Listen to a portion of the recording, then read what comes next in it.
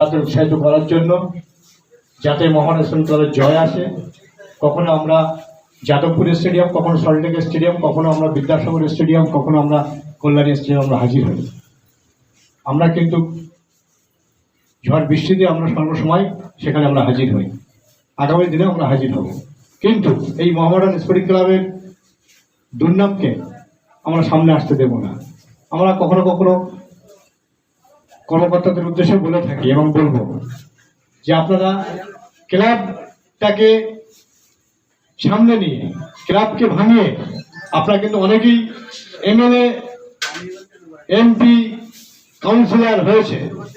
অবশ্যই এটা অত্যন্ত আনন্দের খবর, আপনারা হন, কিন্তু মোহামেডান ক্লাবকে অবহেলা করে আমরা কিন্তু ওটা হতে দেব না এবং ওটা আমরা মানতে পারবো না। যাই হোক, আমরা এই যে ফ্যান্স ক্লাব, নবগঠিত ফ্যান্স